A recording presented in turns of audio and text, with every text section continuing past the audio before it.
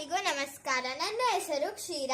ನಾನಿವತ್ತು ಗಾಳಿಗೆ ಮೇಲ್ಮುಖ ಒತ್ತಡ ಇದೆ ಅಂತ ಹೇಳಿ ಒಂದು ಪ್ರಯೋಗವನ್ನ ಮಾಡ್ತಾ ಇದ್ದೀನಿ. ಇದಕ್ಕೆ ಬೇಕಾಗಿರೋದು ಒಂದು ಲೋಟ ಮತ್ತೆ ಅದ್ರ ತುಂಬಾ ನೀರಿರಬೇಕು, ಮತ್ತೆ ಒಂದು ರಟ್ಟು. ನೋಡ್ರಿ ನಾನಿವಾಗ ರಟ್ಟನ್ನ ಲೋಟದ ಮೇಲೆ ಇಟ್ಟು ಲೋಟವನ್ನ ನಾನೀಗ ಉಲ್ಟಾ ಮಾಡ್ತಾ ಇದ್ದೀನಿ.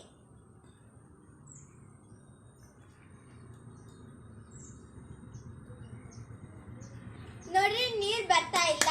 ಯಾಕಂತ ಅಂದ್ರೆ ಇಲ್ಲಿ ಗಾಳಿ ಮೇಲಕ್ಕೆ ಚಲಿಸ್ತಿರೋದ್ರಿಂದ ನೀರು ಹೊರಗಡೆ ಬರ್ತಾ ಇಲ್ಲ.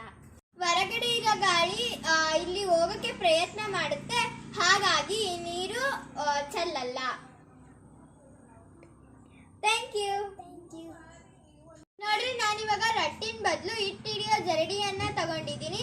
ನೋಡ್ರಿ ಇದನ್ನ ಈ ಲೋಟದ ಮೇಲೆ ಇಟ್ಬಿಟ್ಟು ಇದನ್ನು ಕೂಡ ಉಲ್ಟಾ ಮಾಡ್ತಾ ಇದ್ದೀನಿ.